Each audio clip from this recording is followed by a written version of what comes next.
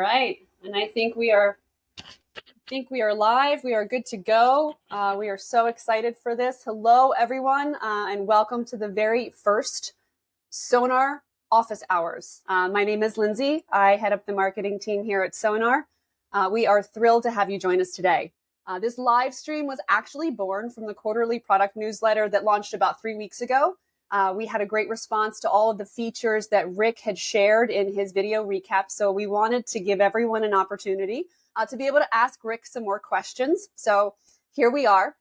A couple quick housekeeping things. We are recording this session. So even if you have to step away, you won't miss anything. We are recording live, and we're going to send that out via email to everybody who registered in the next few days. But we're also live on LinkedIn, so that's going to be available in LinkedIn as well. We've collected a lot of fantastic questions during the registration process from our customers. So we hope to tackle as many as we can. Time permitting, we'll also be able to tackle some of the questions in the Q&A panel. So please be sure to use that, ask those questions. And if you don't have an opportunity to have that question answered today, you can reach out to success@sonar.software. Today, we have two fantastic Sonar friends with us today. Let's meet the stars of this show. Moderating today, we have Georgette Lopez Aguado, and she is our Senior Director of Client Relations. She's a Sonar expert, and she is the driving force behind making every single customer experience that we have here at Sonar exceptional. And the brains behind all of those amazing Sonar features is Rick Seaman. He's our Director of Product Management. Rick has an incredible talent for taking cutting-edge ideas and making them work seamlessly for our customers. So Rick, Georgette, we're so glad to have you here today. Thank you for joining us, and take it away. I'll see you at the end of the event. Thank you, Lindsay. I so appreciate your introduction and the time putting this event together for us. I feel like I got the easy part and that Rick is in the hot seat. So sorry, brother. Love you. Well, good luck. Good luck, Rick. Thanks so much. We're going to be focusing on some of the features that were released in Q1. I know that we published our customer-facing product roadmap for Q1, and that we were able to successfully roll out quite a number of those features. So the first question that I want to pose to you is how can a customer integrate the new wholesale billing info into the new anchor linked serviceable address feature? And tell us a little bit about the feature itself anyway. Sure, absolutely. So for context, for those that haven't had an opportunity to check it out, this release essentially introduced a programmatic relationship between serviceable address entities. So previously that was something that was possible on the account level.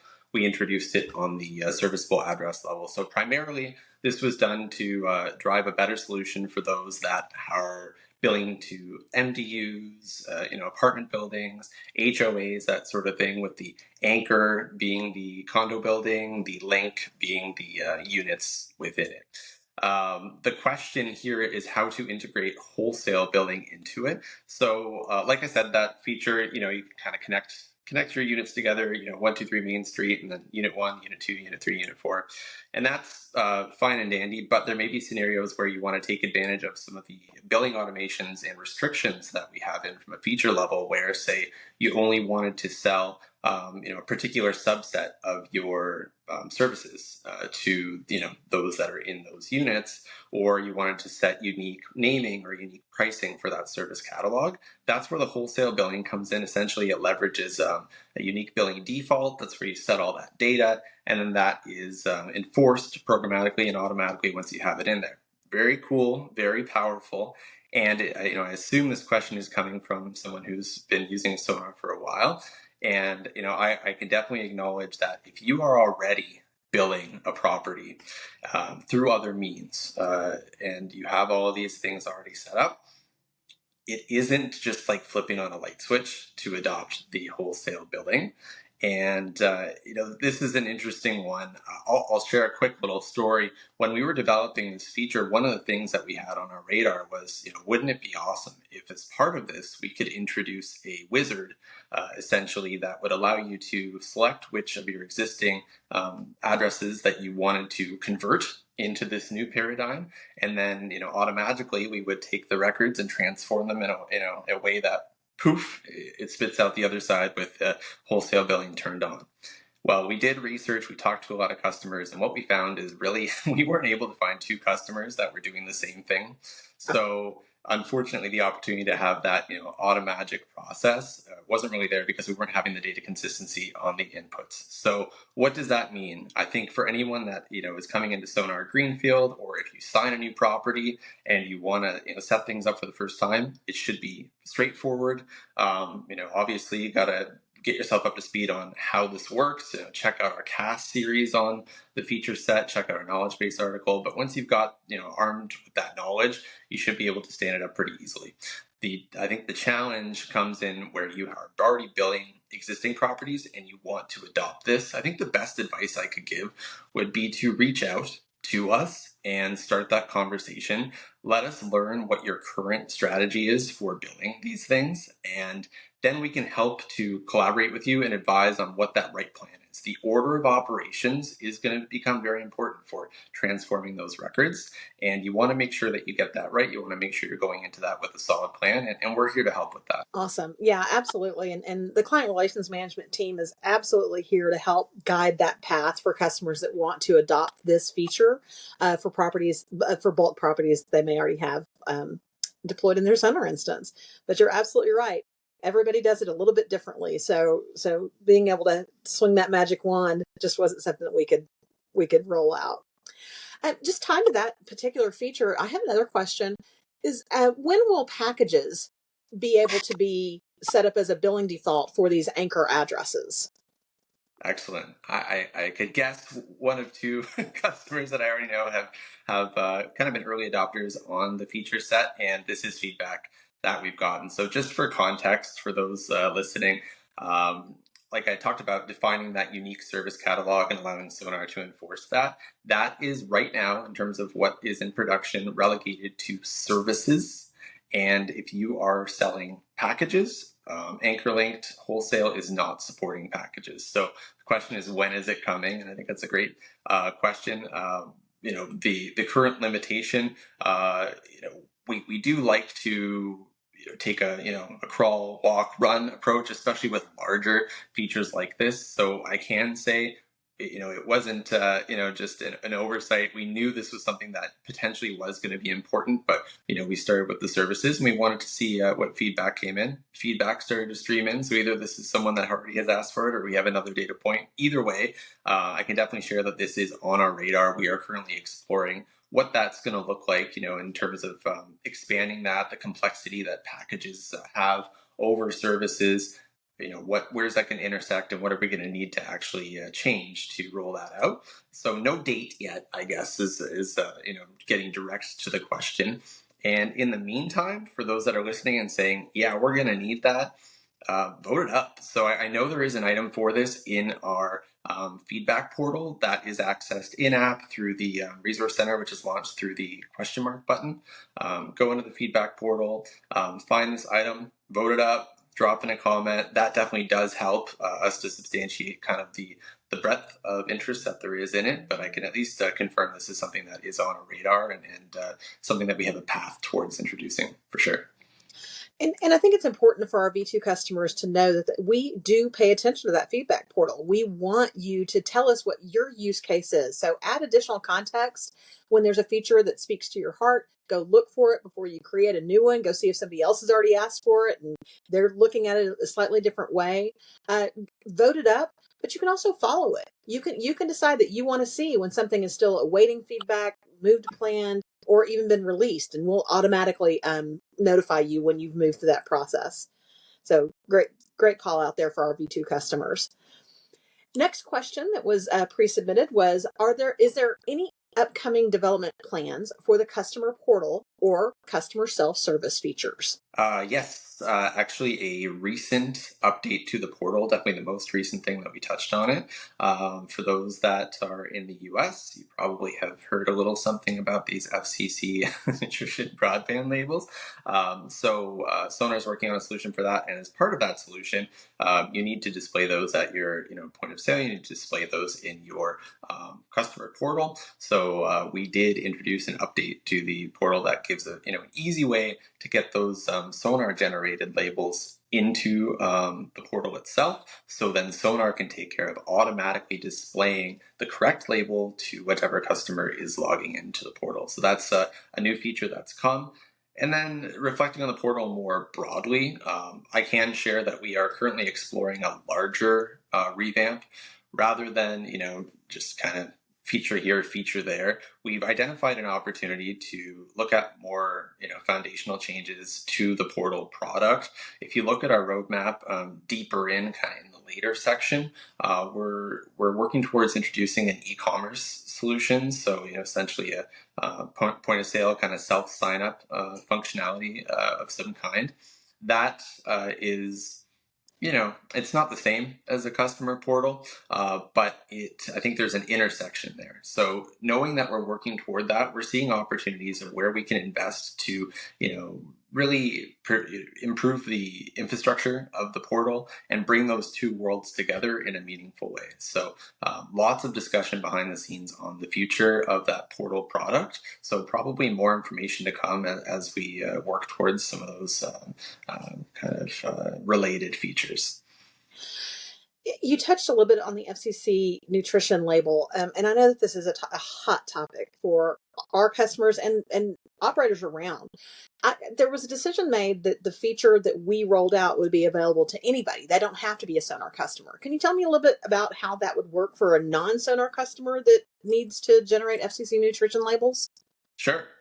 Yeah, so this is something that there's definitely going to be more information coming very soon. I believe Lindsay and her team have some great materials that are waiting in the wings.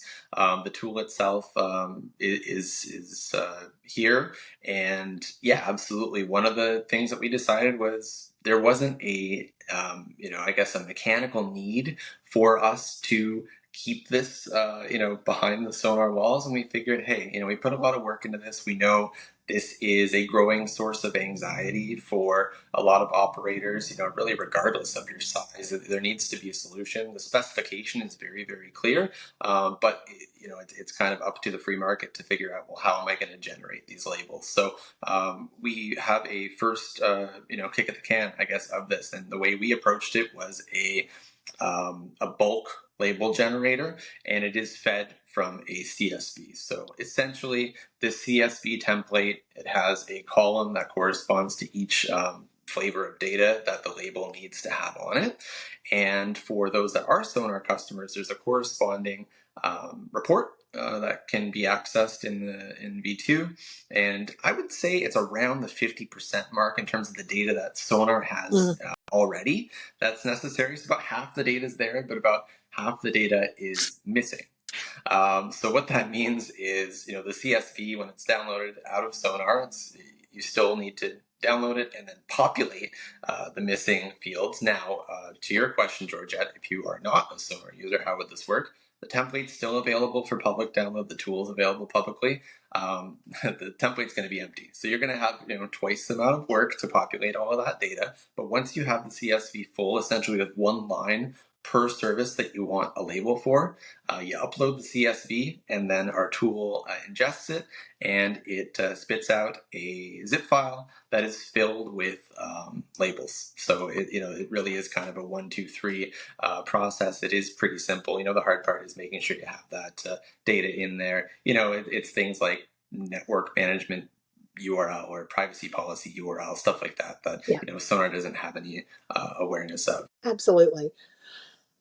I'm going to go ahead and take this live chat question just because it was tied to a question we've already answered. It says, will Rick be giving a demo of Anchor and Linked Serviceable? I just want to call out that under the Resource Center in the V2 instances, if you click on the circle with a question mark and you click on casts, there are actually two fantastic casts on our Anchor Link Serviceable Addresses feature, part 1 and part 2. You can dive in, watch those in app, not in app, in the instance itself. A great place to start before you start talking to your client relations manager about how you want to light that feature up. But that is actually where I would start to get all the information so that we're not doing this on the fly and miss half the feature set. I think there's a lot of questions and answers that you can go through with just those casts. So great question, guys. All right. Next question is Calix Service Cloud integration, something that I know that I've had customers asking for a hot minute. Is it out? Is it ready? What does it do? What's next? For sure. So yeah, absolutely. This has, if you've been watching our roadmap, we've, haven't been shy about pledging to solve for this. For those, there may be people listening that are current, mutuals of both Calix and Sonar, and there has been a connector of sorts to bridge that in a more rudimentary way. The way that worked is essentially formulating a custom report in Sonar and scheduling delivery for that report to be ingested on the Calix Cloud side through their flat file mechanism. That got your data in. I think, traditionally it would be like on a 24-hour cadence. So once a day, you kind of get this dump in from Sonar in there. And it was fairly limited in terms of, just the bare necessities of the data that would just, kind of keep the lights on, so to speak. Our integration originally, like you mentioned, it was relegated or kind of focused on Service Cloud. When we started working with Calix on this, we realized this is a true ecosystem that they have. Marketing Cloud, Service Cloud. The Calix Cloud ecosystem is designed in a way where, there's data that is shared, there's data that's unique, but it's all very thoughtful in the way that it's laid out. And we got some wonderful advice from our contacts at Calix that allowed us to actually reframe this integration to be generalized to the cloud itself. So that's one of the exciting things for those that are, used to that flat file type approach. It's approximately double the data points are in the API integration. That integration is currently in a closed beta, so it is technically done, and we are currently working with Calix to just coordinate who, which customers in what order, and starting to get the project spun up on their end to do that migration, or figure out which customers are not using the flat file that we go right to the API integration for. So that is, like I said, in a closed beta. If you're interested in it, you can let us know, but it may be more powerful or direct to let your contact on the Calix side know that you're interested. Just put your hand up and say, hey, we heard about Sonar's integration. We want in, we're excited, we want it. Like I said, it is an API integration. That's the main thing. It is, real-time sync or near real-time sync. There's an initial, essentially how it works. You get it all set up in the settings, and then it's going to guide you through an initial audit, which is very important because once this is adopted, Sonar is the authoritative data source for all of the associated data, which means if you were to just kind of blindly do a synchronization, if you were missing a record in Sonar, that record's not going to be over in the cloud, and that may not be what you want. So that initial sync that we guide you through, it is going to highlight all of the,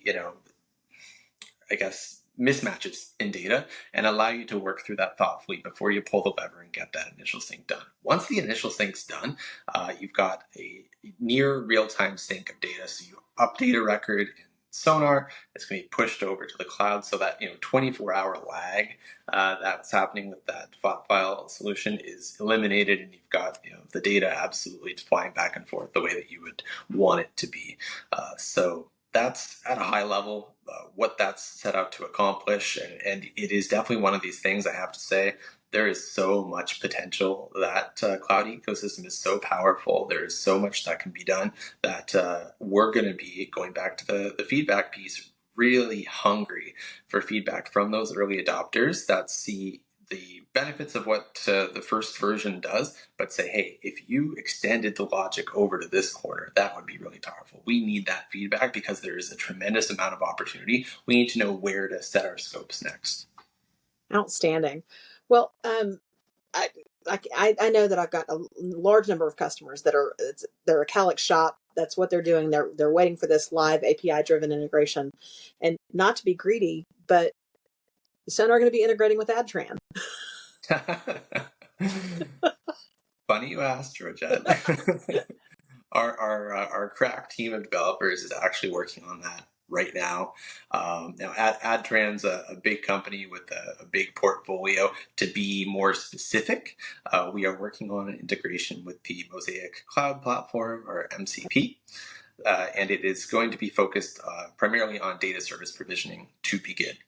Not unlike my comments about Calix Cloud, there's a lot more potential there. I think although we're working on it and we understand what we're doing, it's not known whether or not we're going to maybe put that into a closed beta and bring some early participants in, or what the rollout's going to look like. We're keeping an open mind because of our ties in with AdTran.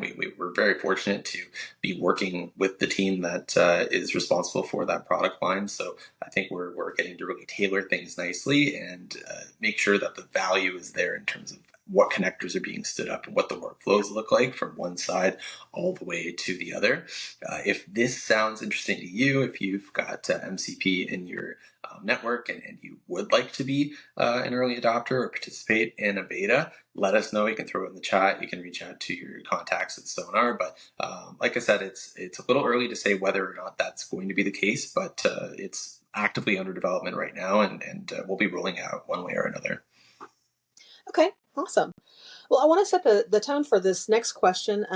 Recently, well, in the last 9 to 12 months, Sonar made the decision to start offering in-house payment solutions. So we rolled out Sonar Pay.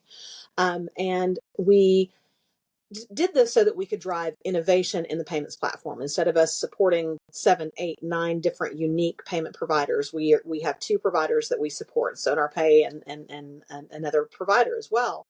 But what are some of the features with Sonar Pay that you're most excited about? The question that was submitted was, what are some of the most recent features? But I want to just ask which ones you're most excited about, because you've been at the forefront of both the development and the release of some of these components. Sure.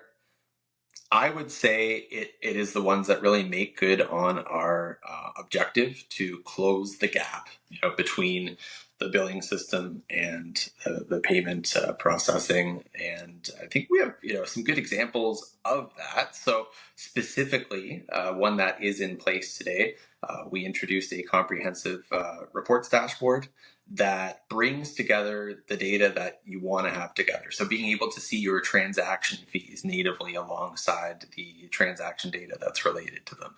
It sounds simple, but that is not something that would have been possible with previous situations with third-party payment facilitators, etc., because the information and the access to information on what fees you're paying and what that structure is, that's not data that Sonar would have had the potential to tap into before. So it's like I said, it sounds simple, it sounds natural, but I think it's incredibly powerful to have all of that data there. And then, of course, like everything else in our reporting ecosystem, we make that dashboard available to you so you can have quick reference to those things. But if you have a unique reporting requirement, the data that's in the standard reports is available to you in custom reports. So you can access that, tap into that transaction data, incorporate it into your custom reports, and further, I think the opportunity there is super powerful. Another thing that is native right now is the ability to see your disputes. Now, obviously, this is not something that you want to have happen too often, but every now and again, it will happen. It is an inevitability that if you're doing this over time, the customer disputes one of their payments. Before, that would have happened outside of Sonar, no awareness. That's the kind of thing you want to know if you're in a customer's account. If you have that customer on the phone, you want to be able to see, their most recent payment was disputed, and you want to have that visibility, or you want to have your alerts surfaced.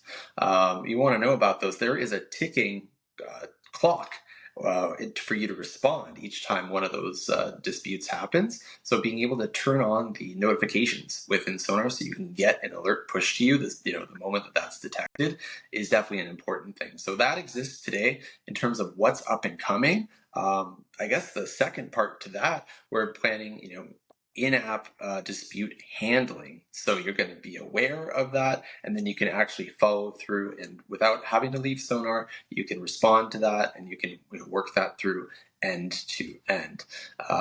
You have I know this is a good one. We've heard about this for a long time. The ability to automate the application of an NSF fee is something that Huge.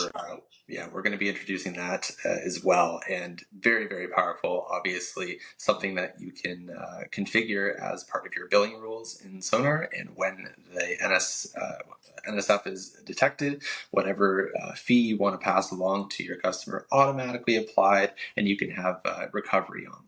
So I think that one probably is one that some people have been waiting for or dreaming of, and we're going to bring that to market. Yeah, in my billing experience, being able to automatically assign a fee in the same way that we automatically assign a late fee. The system is set up. You know that it's going to happen. If you decide that you want to reverse that for whatever the circumstances are, great. But instead of having to go in, if you're doing a large volume of e-checks and you've got a 2% failure rate, it still adds up, and every click matters, right? So we want to reduce those clicks and reduce those times. We did have a follow-up question on the FCC nutrition label. We do have information out in the knowledge base, and then we will be sending out, posting a new blog and a landing page for the FCC nutrition label tomorrow. So there'll be plenty of information coming out. We covered it a little bit earlier in today's presentation, and we will send out a recording to everybody who registered for today's event. So thank you for the question, and I appreciate whoever just added the knowledge base article. That's fantastic. We've got another beta going, which is actually a beta that I am super excited about, and that's invoice customization.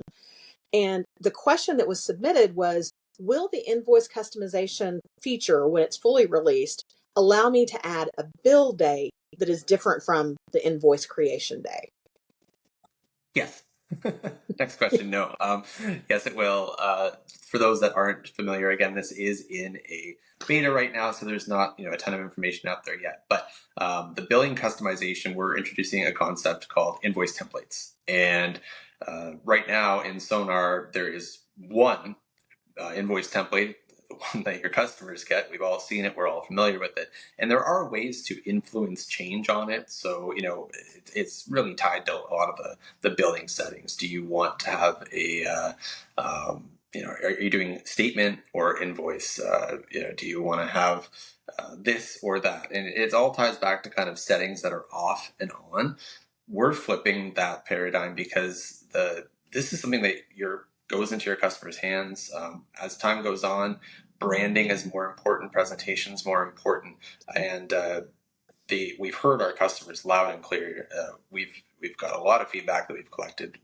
More direct influence, more nuanced changes and optimizations on those templates. So what we're doing is allowing that to be done through a true what you see is what you get style editor, where right in front of you on your screen, the way that we've designed it, you can bring it full screen, every pixel on your screen, it's this customizer, and you can literally move around every data block. You can introduce new data blocks. So the question about the bill date, you would add a bill date data block, you would format it the way you want, you would position it where you want it to be, make it the size you want it to be, and from that point on, it's going to be part of your invoice. So there's more data blocks than I can remember, but we've got a lot of customization that can happen throughout that new tool. So very excited to get that out, get it into customers' hands, and solve simple everyday problems like that. I want to show the bill date. No problem, you can do it.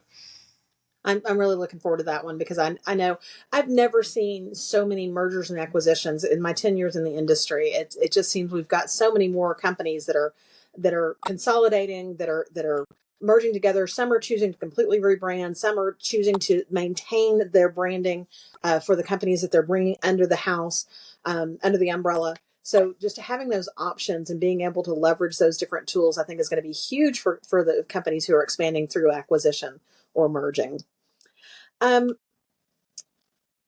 is, I know we're talking about Q1 enhancements, but I was also looking, I think this was about a question for something that's on the roadmap for this quarter. What's the change of service enhancement?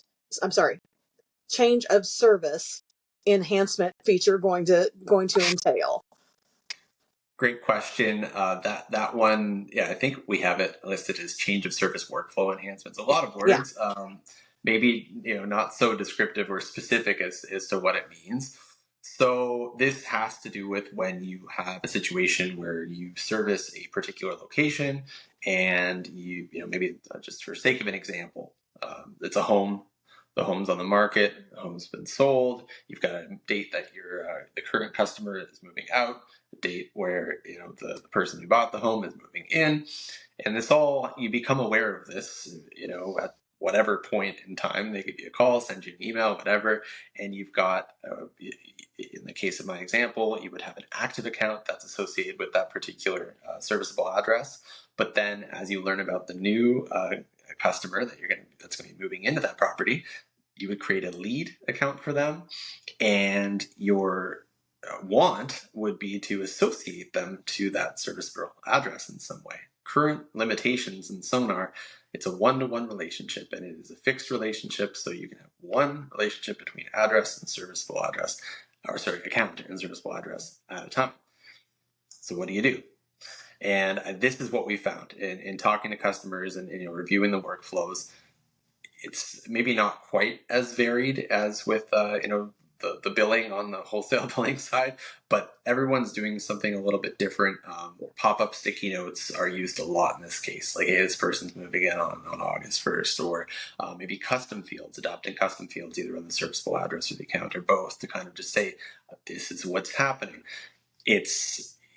You'll get the data in there, but the data isn't surfaced. And I think that's the main thing that we're looking to change here. So quite simply, we're introducing a new, the ability to essentially define a future relationship between an address and an account and a serviceable address. And that gives you the ability to define what is going to be happening in the future.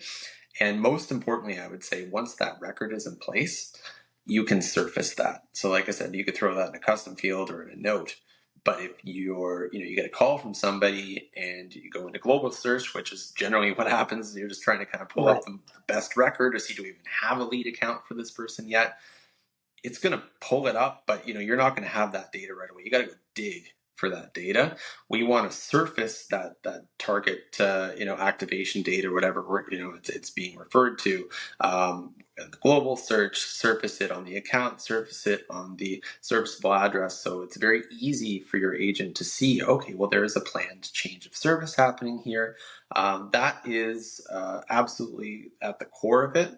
And I think the long play with this is, once we have that concept present, there's a great potential for automation.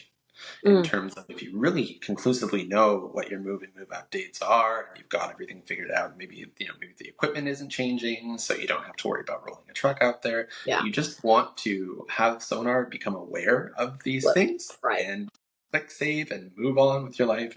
And yeah, that's something that I think that's the utopia version of it. And having that record established and that concept established will allow us to work towards end-to-end automation on the back of that concept. I think that's going to be huge. I thank you for that update. Q1 saw the release of outbound SMS, as well as a feature called Quiet Hours. Can you tell us what kind of drove the Quiet Hours feature, and why it was tied to SMS text messaging as well as triggered messaging and things like that? Just give a little background. Sure, absolutely. So with the introduction of the ability to send SMS messages to your account contacts, to your customers' phones, essentially, is what we're talking about, right? One of the things about text messages that are, make it such a powerful strategy as compared to, say, email, which is something that, Sonar was able to send in a triggered manner for a very long time. Emails, and maybe this is just me, I don't think it is. Emails, you send me an email, I will see it eventually. You send me a text message, I will see it now. So that is great, and that's powerful, and that's really why this becomes important to our customers. The downside to that is, especially if we're talking about triggered messages, triggers can fire or be created at any time of the day or night, on any day, on any occasion. And you may not want to be hitting your customer mobile phones at 2, 3 a.m. with messages that you don't even know are firing, and they don't need that at 3 a.m. That same message getting it at 9 a.m. would be just as effective. So for SMS, the concept of these quiet hours, it's basically defining from whatever you want it to be. It's a span of time, but let's say you don't want them to get it anytime after 10 p.m. and you don't want it, and you want that quiet hours period to extend until 9 a.m. So we will queue the messages that are triggering during that quiet hours period, and then release them when the quiet hours period is over. So it's really just it's a consideration to your client base, to your customer base, when it comes to the SMS feature. But you had mentioned also that we have the billing quiet hours for email. That one is a little less of a, it's a nice, warm and fuzzy thoughtfulness, and it really ties to a much more serious thing. There's a number of US states that have adopted essentially consumer protection legislation that restricts businesses from sending, I would boil it down to almost billing related communications. Mm-hmm. It's all rooted in collections, essentially, like debt collection. That's the root of most of the legislation that we've reviewed that led to this feature. But the way that the word of the law is established, it's very broad. And essentially, if you're talking about money in any way, that's considered debt, and you could find yourself, in violation of these this Protection Act. So essentially, it's not dissimilar to what I was talking about. They don't want debt collection happening in the wee hours in the morning or overnight. So those quiet hours, would be defined by that legislation. Between this time and this time, absolutely no debt collection. So that's, it functions essentially the same as how I described the SMS feature, yeah. But the idea is that it's going to be queuing and suppressing those billing related emails, and then releasing them when that time period has closed. So I would imagine, if this is relevant to you, you're aware of this, and if it's, you're not operating in a jurisdiction that has this type of limitation, then you don't really have to worry about it. All the same, if it sounds like something that, hey, I maybe I'm not legislated against this, but I don't see a need to be sending these at 4 a.m. Maybe they'd be more effective if they hit their inbox at 9:30. I mean, the feature is open to anybody. Right. It isn't like restricted based on your location. We're not approaching it from that manner. It's a general feature available to anyone, anywhere, but it's configurable to make sure that if you know about this restriction, that you can absolutely program that into Sonar and make sure that we're keeping you compliant, essentially. Absolutely, because the fear of class action lawsuits for customers operating, say, in Florida, which is where this started, but there's 7 other jurisdictions in the United States that don't allow for collection type emails to go out in those overnight hours. Yeah. Excellent. I want to turn my attention to the feature that is going to be the unit-based inventory solution. The unit of it's on the list for development now. Yes. And I think it's something a lot of people will be looking forward to that are in that inventory world. Sure, absolutely. So if you have ever endeavored to inventory, my mind always goes to spools of cable, yeah. Spools of ducting, spools of fiber, that sort of thing. How do you do that? A spool, you can just add one item for a spool, but that really doesn't allow you to, have real world workflows that work from A to Z. What a spool becomes is it gets shorter over time, and each time you cut something off, it becomes an item, and maybe you want to track that item. there's not a great way. I would say every method, whether it be through generic inventory or regular inventory items, doing an item per spool, doing an item per foot, all of these are things that I've seen customers do. Each one of them kind of comes with a con, or a bit of an Achilles heel of like why that's not optimal. So this is literally solving for X on that. It is introducing a concept where essentially a unit of measure in general, I think, is what we're driving toward. Adding that dimension to an inventory model to understand that it is a thing that is comprised of many things, and it needs to have that variability. Like for example, with fiber, one reason why you may not want to use generic is it's very fast and loose, and it's easy to you just consume it, right? So when you consume something, it kind of poof, it's no longer there. The spool of fiber is still going to be there. Yeah, it's there. You know exactly where it is, and it has build dates and batch numbers and all sorts of metadata that you may need to call upon after the fact. I think with fiber it's more common, but I remember back in my days as an operator, we had the unfortunate circumstance of using a cable that was outdoor rated that after years of UV exposure and abuse, it was failing. And the sheath was cracking, water ingress. It was a nightmare. We had to replace thousands and thousands and thousands of meters of cable. And knowing the batches of those would have been really useful. We didn't really have a means of knowing how to be proactive, which homes were going to fail and how to get ahead of that. Now, that's maybe a bit of an extreme example, but I think it demonstrates the merits of logging that type of data. And right now with generic, poof, it's gone. You have no idea. So then that brings you to, okay, what's a traditional inventory item? And there's just no great end-to-end workflow on how to do that with cable, how to do that with a spool, cut off a piece, move it over here, cut off a piece, move it over there.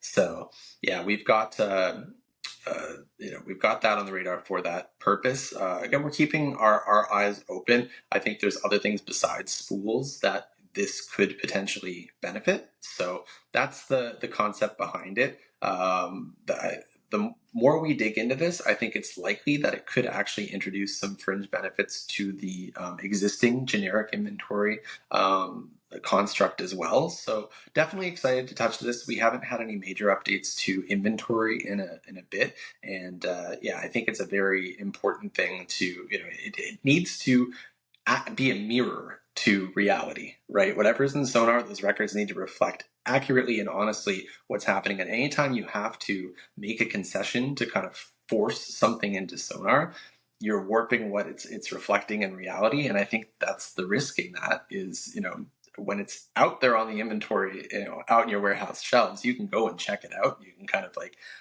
get that truth theorem and see where that gap is 6 months from now, a year from now, 2 years from now. If you're doing some sort of audit, you don't know, which one's true. You need to have those as accurate as possible. So I think this is really going to help with that, especially with those, quite frankly, that are deploying fiber on a regular basis. A question in the queue from Joan. She's asking, will Sonar be able to put a customer on hold when they've had multiple returns on e-checks? Okay. I'm not aware of that being a feature that we are tracking right now, but I can absolutely understand the benefit and the utility, almost like a flag to the account, whether you would just set that as a threshold to say if this happens 3 times over an X month period, I would want this to happen to the account. I could totally see how that could work. We'll make note of that one, and we'll bring that into our I'll bring it to Lauren, who's our product manager on Sonar Pay, make sure that she's aware of it. And thank you for the suggestion.